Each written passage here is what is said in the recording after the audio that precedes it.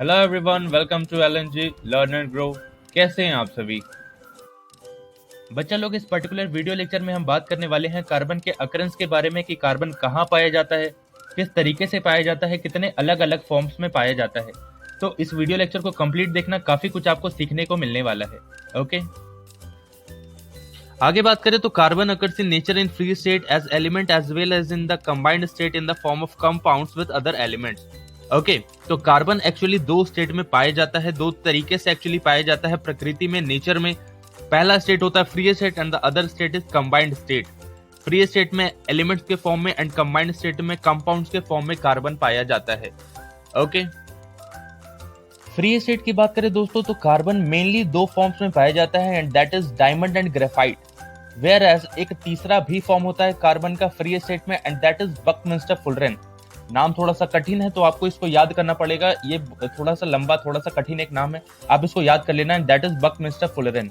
Okay, now talking about the combined state, carbon occurs in nature in the form of compounds such as carbon dioxide in air, carbonate, fossil fuels and organic compounds. Okay, तो actually combined state में carbon अलग अलग compounds के phase में nature में पाया जाता है, जिसमें फॉर एग्जांपल अगर हवा में देखा जाए तो कार्बन डाइऑक्साइड के फेज में है। ठीक है, कार्बोनेट्स क्या हो गया, एक तरीके का सॉलिड सब्सटेंसेस होते हैं एक तरीके से। ठीक है, फॉसिल फ्यूल्स हो गया, ऑर्गेनिक कंपाउंड्स, इन सभी में कार्बन एक्चुअली प्रेजेंट होता है, पाया जाता है। Okay, now we will discuss about the different allotropes of carbon in a very detailed manner. Okay, सबसे पहले बात करते हैं बच्चा लोग यहाँ पर कि एक्चुअली एलोट्रॉप्स होते क्या हैं। ओके, तो डेफिनेशन वाइज देखेंगे। द डेफिनेशन क्या है, the various physical forms in which an element can exist are called allotropes of the element. Okay, तो एक पर्टिकुलर एलिमेंट जितने भी अलग अलग फिजिकल फॉर्म्स में पाए जाते हैं उन सभी को हम एलोट्रॉप्स कहते हैं। ओके, आगे मैं एग्जाम्पल के फॉर्म्स में भी आपको समझाऊंगा कि एलोट्रॉप्स क्या होते हैं। एज ऑफ नाउ जो डेफिनेशन है वो डेफिनेशन ऑलरेडी मैंने आपको समझा दिया। ये डेफिनेशन काफी इंपॉर्टेंट है, आपके एग्जाम्स में पूछे जाते हैं। ओके, बच्चा लोग आगे हम एलोट्रॉप्स को एक कहानी के माध्यम से, एक एग्जाम्पल के माध्यम से यहाँ पर कंप्लीट डिस्कस करेंगे एंड आपको इजीली स्ट्रेट फॉरवर्ड समझ आ जाएगा कि एक्चुअली एलोट्रॉप्स होते क्या हैं। ठीक है, तो देखो कहानी का जो सबसे एक प्रमुख यहाँ पर किरदार जो है, जो अपने मेन हीरो है, वो है यहाँ पर पिंटू भैया। ठीक है, तो आप देख पा रहे होगे कि पिंटू भैया के तीन स्टेजेस के बारे में, तीन फिजिकल स्टेजेस के बारे में मैंने यहाँ पर मेंशन किया है। ठीक है, तो पिंटू भैया की कहानी जो है वो इस तरीके से शुरू होती है कि पिंटू भैया शुरुआत के दिनों में काफी पतले दुबले इंसान एक हुआ करते थे। ठीक है, उनकी जो शारीरिक अवस्था थी वो बहुत ही टिमिड थी, काफी पतले दुबले एक इंसान हुआ करते थे। ठीक है, बट जस्ट बिकॉज कि उनको भी अपनी फिजिक्स, अपनी बॉडी को काफी अच्छी बनानी थी, ग्रो करनी थी। ठीक है, तो उन्होंने जिम जाना स्टार्ट किया, प्रॉपर तरीके से डाइट लेना स्टार्ट किया, एक हेल्दी लाइफस्टाइल स्टार्ट करी एंड उनके बाद काफी अच्छी तरीके से उनकी बॉडी ग्रो कर गई एंड काफी एक अच्छी तरीके से उनके सिक्स पैक एंड काफी बाइसेप ट्राइसेप सब कुछ बन गए। ठीक है, अब कुछ टाइम बाद उन्होंने इन सभी चीजों को छोड़ दिया जस्ट बिकॉज कि उनको लगा कि अब मेरी बॉडी काफी अच्छी हो चुकी है, तो उन्होंने अब काफी वेस्ट चीजें, फास्ट फूड, इन सभी को खाना स्टार्ट कर दिया, जिसके वजह से उनके शरीर में काफी मोटापन आ गया। ठीक है, उनकी तोंद निकल आई बाहर एंड तोंद कभी भी निकल जाए वो बाहर नहीं जाती इतनी जल्दी। ठीक है, आप सभी को पता है। ठीक है, तो यहाँ पर क्या हो गया कि पिंटू भैया की तोंद निकल आई एंड वो मोटे हो गए। तो यहाँ पर एक्चुअली पिंटू भैया की तीन शारीरिक अवस्थाओं के बारे में जिक्र किया गया एंड वही चीज कार्बन के साथ भी होती है। कार्बन में भी जो केमिकल प्रॉपर्टीज होती हैं वो सिमिलर होती हैं उनके एलोट्रॉप्स में, बट फिजिकल प्रॉपर्टीज का अंतर होता है ना, फिजिकल फंक्शंस का अंतर होता है। ठीक है, वहां पर ऑलमोस्ट जो कार्बन है वो इकलौता है, यहाँ पर भी पिंटू भैया इकलौते हैं। ठीक है, उनकी अलग अलग शारीरिक अवस्थाएं हैं, बट अगर वहीं पे कार्बन की अगर बात करी जाए तो कार्बन भी इकलौता एक ही है, बट उनके अगर एलोट्रॉप्स क्या है, अलग अलग है। दैट इज कार्बन हो गया, ग्रेफाइट है, अपना बकमिस्टर फुलरेन है, इन सभी के physical properties and physical functions में डिफरेंसेस हैं, बट केमिकल प्रॉपर्टीज सिमिलर है, सबकी सेम है, एक जैसी है। ठीक है, तो होप तो आपको ये कहानी समझ आई होगी, पसंद आई होगी। कार्बन के तीन एलोट्रॉप्स के बारे में बात करें बच्चा लोग यहाँ पर, तो वो हैं diamond, graphite and Buckminster फुलरेन। Okay, अब इन तीनों के बारे में हम यहाँ पर डिटेल में पढ़ेंगे। ओके, सबसे पहले हम यहाँ पर बात करेंगे कि डायमंड किस तरीके का होता है, किस तरीके का स्ट्रक्चर होता है, क्या कैरेक्टरिस्टिक्स है, इन सभी के बारे में हम यहाँ पर अभी डिटेल में बात करने वाले हैं। Okay, talking about the structure of diamond, a diamond crystal is a giant molecule of carbon atoms. Okay, it has a tetrahedral arrangement of carbon atoms. Okay, so this is the most important thing जो आपको समझनी है, जो कि आपको याद रखनी है कि कार्बन का अरेंजमेंट किस तरीके का होता है। तो टेट्राहेड्रल अरेंजमेंट होता है कार्बन एटम्स का in that particular diamond. Okay, the compact and rigid 3D arrangement of carbon atoms in a diamond gives it a high density. Okay, तो इस तरीके का स्ट्रक्चर होता है। बच्चों लोग आगे हम कार्बन की कुछ और स्पेसिफिक प्रॉपर्टीज के बारे में बात करेंगे एंड वो क्या है यहाँ पर। Diamond is a colourless transparent substance having extraordinary brilliance. Okay, तो डायमंड क्या एक तरीके का कलरलेस ट्रांसपेरेंट सब्सटेंस है जिसकी एक्स्ट्राऑर्डिनरी ब्रिलियंस है, यानी कि चमक उसमें बहुत ज्यादा है। ठीक है, काफी खूबसूरत, काफी चमकीला एक पदार्थ होता है। ठीक है, diamond is quite heavy, it is extremely hard, it does not conduct electricity. ठीक है, तो ऑलरेडी हमें पता है कि डायमंड क्या होता है, काफी हार्ड होता है, काफी हैवी होता है। ठीक है, रिजिड एंड कॉम्पैक्ट स्ट्रक्चर होता है इसका। ठीक है, and in does not conduct electricity. अब देखो ये बहुत इंपॉर्टेंट है। ठीक है, डायमंड क्या होता है, एक तरीके का इंसुलेटर होता है, ये कोई भी इलेक्ट्रिसिटी कंडक्ट नहीं करता, just because there is no free electron present in the structure of that particular diamond. Okay, तो डायमंड के स्ट्रक्चर में कोई भी फ्री इलेक्ट्रॉन्स प्रेजेंट नहीं होते, इसी वजह से वो कोई भी इलेक्ट्रिसिटी को कंडक्ट नहीं कर सकता। ठीक है, ऑलरेडी वी नो दैट कि presence of free electrons is necessary for electricity conduction.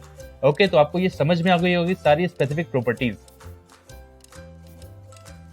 आगे हम यहाँ पर दोस्तों बात करेंगे डायमंड के कुछ स्पेसिफिक यूजेस के बारे में कि डायमंड एक्चुअली कहाँ कहाँ इस्तेमाल किए जाते हैं। तो सबसे पहला यहाँ पर यूज है कि diamond are used in the cutting instrument like glass cutter, saw for cutting marble and in rock drilling equipment. ठीक है, अब देखो यार, यहाँ पर डायमंड एक्चुअली जो है वो काफी हार्ड सब्सटेंस है, जिसकी वजह से उसका जो इस्तेमाल है वो ग्लास कटिंग के लिए, मार्बल कटिंग के लिए या रॉक ड्रिलिंग इक्विपमेंट्स के तौर पे किया जाता है। ठीक है, सेकंड यूज है diamond are use for making jewellery. ये बहुत ही कॉमन यूज है डायमंड का, हर किसी को पता है ये चीज कि डायमंड का इस्तेमाल ज्वेलरीज बनाने के तौर पे, ऑर्नामेंट्स बनाने के तौर पे काफी ज्यादा किया जाता है। ठीक है, डायमंड के जो ज्वेलरीज होते हैं वो काफी खूबसूरत होते हैं। ठीक है, थर्ड वेरी इंपॉर्टेंट यूज है यहाँ पर कि sharp edge diamond are used by eye surgeon as a tool to remove cataract from eyes. ठीक है, अब देखो यार, आईज में एक्चुअली कैटरैक्ट यानी एक तरीके का क्लाउडी, एक तरीके का अपीयरेंसेस आने लग जाते हैं, जिनको रिमूव करने के लिए डायमंड का इस्तेमाल किया जाता है आई सर्जन के द्वारा।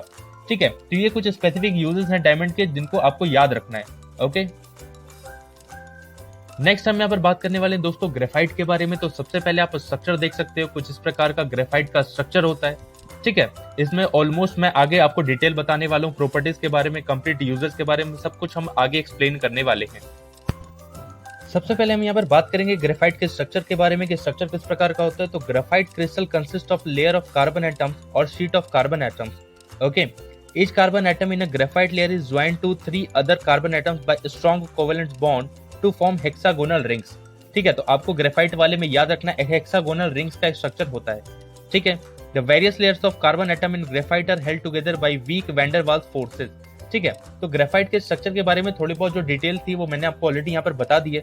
ठीक है, कि हेक्सागोनल रिंग के फॉर्म में एक्चुअली ग्रेफाइट के स्ट्रक्चर्स होते हैं। ठीक है, सबसे इंपॉर्टेंट चीज आपको स्ट्रक्चर के बारे में ये याद रखनी है कि यहाँ पर एक्चुअली फ्री इलेक्ट्रॉन्स प्रेजेंट होते हैं, जिसकी वजह से ग्रेफाइट जो होते हैं वो कंडक्टर्स होते हैं। ठीक है, नॉन मेटल में इकलौता हमारा एक एक्सेप्शन है graphite, and that is a conductor of electricity. ठीक है, ये इलेक्ट्रिसिटी कंडक्ट करवाने का काम करता है। ठीक है, तो just because number of free electrons यहाँ पर प्रेजेंट होते हैं, एक इलेक्ट्रॉन ऑलरेडी यहाँ पर प्रेजेंट होता है। ठीक है, आगे बात करते हैं। नेक्स्ट हम यहाँ पर बात करने वाले हैं ग्रेफाइट के कुछ स्पेसिफिक प्रॉपर्टीज के बारे में, जिसमें सबसे पहला है graphite is a greyish black opaque substance. ठीक है, तो एक्चुअली जब हम लोगों ने डायमंड के बारे में पढ़ा था तो डायमंड क्या था, एक ट्रांसपेरेंट सब्सटेंस था। ठीक है, एंड ग्रेफाइट क्या है, graphite is a greyish black opaque substance. Graphite is lighter than diamond, तो ग्रेफाइट क्या एक्चुअली डायमंड से हल्का है ना। डायमंड तो क्या है, काफी ज्यादा हैवी है, काफी हार्ड है। ठीक है, नेक्स्ट है it is soft and slippery to touch. तो एक्चुअली ग्रेफाइट के नेचर के बारे में कहा जा रहा है कि ग्रेफाइट जो होता है वो काफी सॉफ्ट होता है, काफी स्लिपरी होता है टच में। ठीक है, काफी चिपचिपा काइंड ऑफ होता है। ठीक है, नेक्स्ट इज कि इट कंडक्ट इलेक्ट्रिसिटी। तो ऑलरेडी मैंने आपको एक्सप्लेन करा कि ग्रेफाइट जो होता है वो एक तरीके से इलेक्ट्रिसिटी कंडक्ट करवाने का काम करता है। ओके, आगे हम बात करेंगे ग्रेफाइट के कुछ स्पेसिफिक यूजेस के बारे में, जिसमें सबसे पहला यूज है हमारा graphite is used as a lubricant for the fast moving parts of machinery. ठीक है, तो अभी देखो जैसे मैंने ग्रेफाइट के स्पेसिफिक प्रॉपर्टीज में एक्सप्लेन किया था कि ग्रेफाइट क्या है, काफी सॉफ्ट होता है, काफी स्लिपरी है टच में, तो that's why graphite is used as a lubricant for the fast moving parts of machinery. ठीक है, नेक्स्ट यूज है फ्रेंड्स ग्रेफाइट का कि graphite is used for making carbon electrodes in dry cells. ठीक है, तो एक्चुअली ग्रेफाइट का जो इस्तेमाल है वो कार्बन इलेक्ट्रोड्स के तौर पे भी ड्राई सेल्स में, ठीक है, या और भी अलग अलग प्रकार के सेल्स में एक्चुअली ग्रेफाइट का इस्तेमाल किया जाता है। ठीक है, नेक्स्ट यहाँ पर यूज है फ्रेंड्स की graphite is used for making the cores of our pencils. ठीक है, तो ऑलरेडी हमारे पेंसिल्स में जो एक्चुअली यूज होता है उसमें भी ग्रेफाइट का इस्तेमाल किया जाता है। ठीक है, तो ये सभी क्या है, काफी स्पेसिफिक यूजेस हैं ग्रेफाइट के। Okay, next we have the last allotrope of carbon and that is Buckminster fullerene. तो सबसे पहले आप स्ट्रक्चर देख सकते हो, सबसे पहले स्ट्रक्चर कुछ इस प्रकार का होता है। ठीक है, फुटबॉल शेप्ड स्ट्रक्चर होता है बकमिंस्टर फुलरिन का।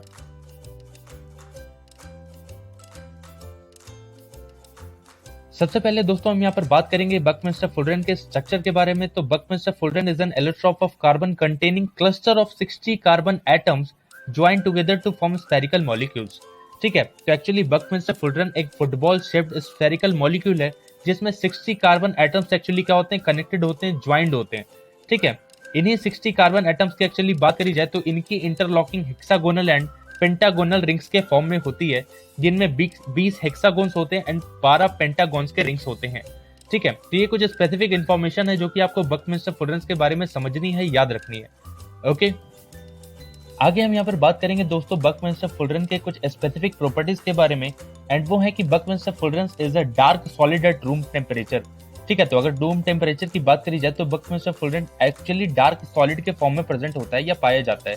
ठीक है, it is very small molecule made up of only 60 carbon atoms. तो एक्चुअली ये बहुत ही छोटा मॉलिक्यूल होता है। ठीक है, क्योंकि ऑलरेडी काफी कम number of carbon atoms actually इसमें प्रेजेंट होते हैं। ठीक है, it is neither very hard nor soft. ठीक है, तो ये एक्चुअली इंटरमीडिएट है ग्रेफाइट एंड डायमंड के बीच में, ये ना तो बहुत ज्यादा हार्ड है ना तो बहुत ज्यादा सॉफ्ट है। ठीक है, एंड एक्चुअली बकमिंस्टर फुलरेन के बारे में अगर मैं बताऊं तो इसकी डिस्कवरी बहुत अभी हुई है ना, बहुत रिसेंट डिस्कवरी है। ठीक है, बहुत पहले की डिस्कवरी नहीं है। ठीक है, तो ये बहुत ही नया एलोट्रॉप है कार्बन का जो एक्चुअली पाया गया है। ठीक है, तो फ्रेंड्स आज की वीडियो में हमने डिस्कस करा अकरेंस के बारे में। नेक्स्ट वीडियो भी जल्दी आएगी एंड उसमें हम लोग बात करेंगे और भी आगे ऑर्गेनिक कंपाउंड्स के बारे में, किस प्रकार के होते हैं। इसी प्रकार से वीडियो के साथ जुड़े रहो। Okay, thank you so much.